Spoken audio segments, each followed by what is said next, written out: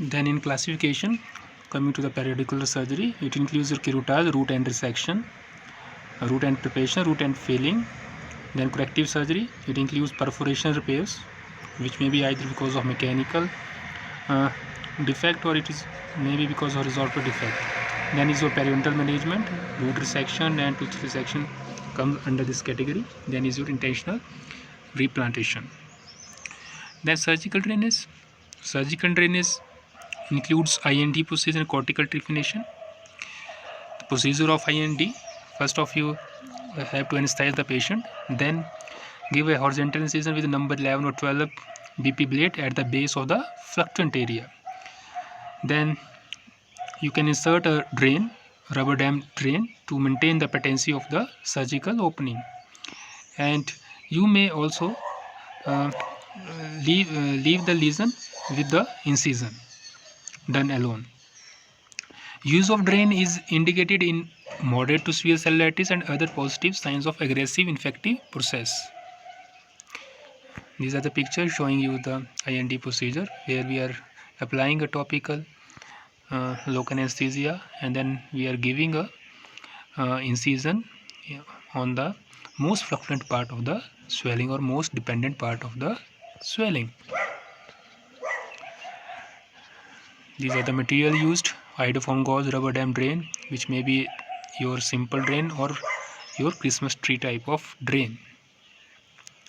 This is how it is inserted and ligated at the site. Then trephination. Cortical trephination is a procedure involving the perforation of the cortical plate to accomplish the release of pressure from the accumulation of exudate within the alveolar bone.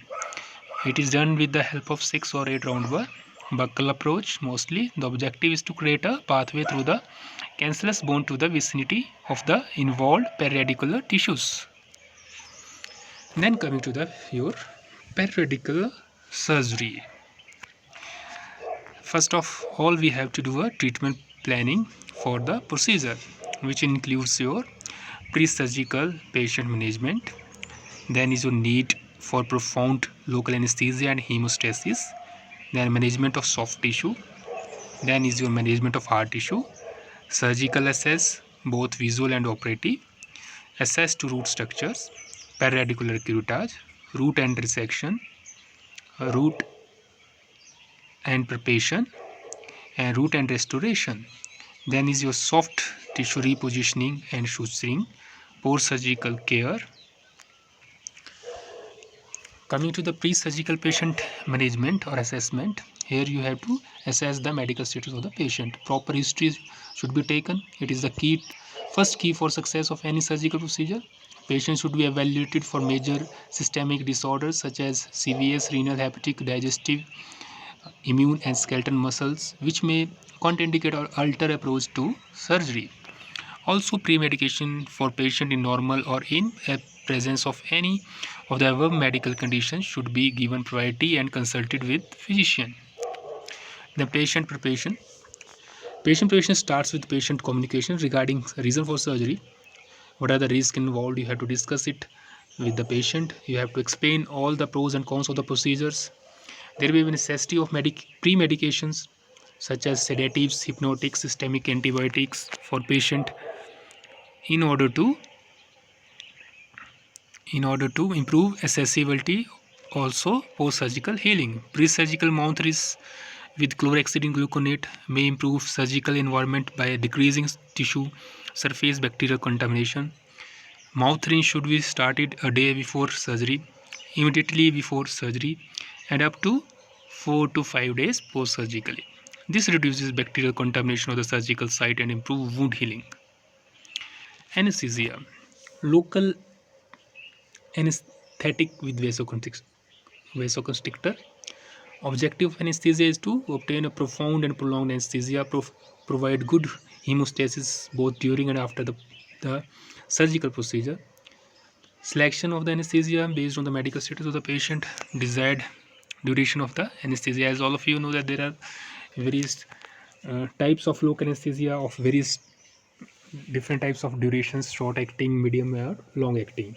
Similarly, MI type or your Ester type of local anesthesia. Types of local analgesia. In this we are not going to discuss all the details of the blocks. I am hereby assuming that you have been taught in surgery about all the blocks. Otherwise the topic will go very long. It will be very difficult to take in 2 or 3 lectures. Okay, because local anesthesia itself is a very vast topics.